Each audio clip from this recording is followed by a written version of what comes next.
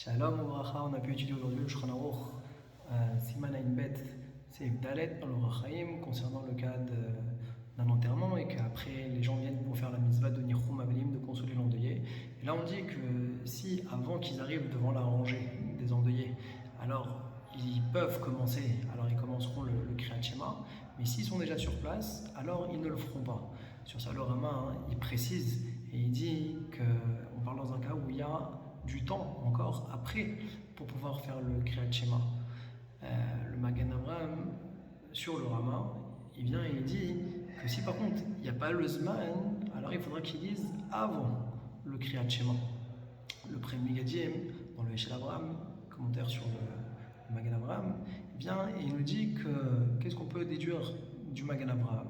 C'est que si jamais il a commencé à faire la mitzvah de Nichum Avelim et qu'il n'y aurait pas de Zman pour pouvoir ensuite faire le Kriyat Shema, c'est pas grave, et ben on laissera passer la mitzvah du Kriyat Shema, on ne s'interrompra pas pour faire le Kriyat Shema.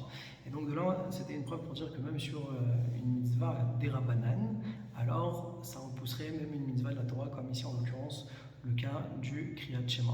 Alors on est rentré dans une discussion pour savoir est-ce que finalement la mitzvah de Nichum Avelim était une mitzvah de la Torah. Alors d'après le Hateret Zvi et le Rabbeinu Yonah, oui c'est une mitzvah de la Torah.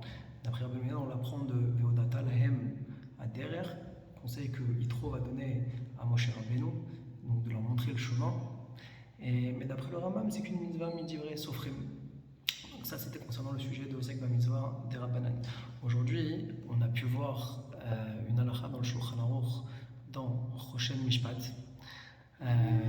concernant le fait de Gabé Tzedaka, quelqu'un qui s'occuperait de la Tzedaka et qui donc ferait une mitzvah kiyumit, d'accord, parce qu'on n'a pas l'obligation d'être un Gabay de Tzedaka, et qu'il y aurait une mitzvah chiyuvit qui se présente à lui, est-ce que ça nous dispenserait ou pas? Alors le Nitivot Mishpat écrit qu'il n'y a pas de ptour dans un cas pareil. Pourquoi?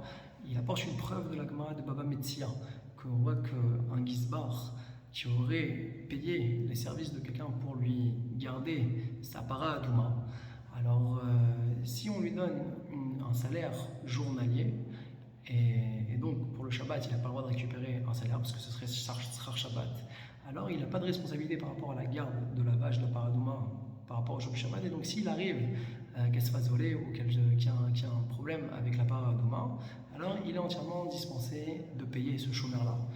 Et pourtant, la question qui a été posée, mais il est en train de bénéficier finalement du fait qu'il garde cette vache-là, puisqu'il y a ce qu'on appelle Prouta de Rav Yosef.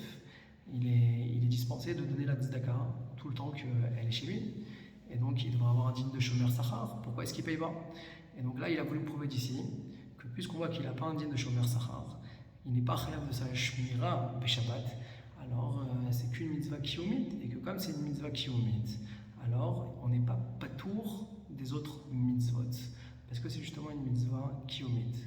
Et donc c'est ça la raison pour laquelle un gabay de tzedaka qui aurait l'argent des Aniyim, qui posséderait l'argent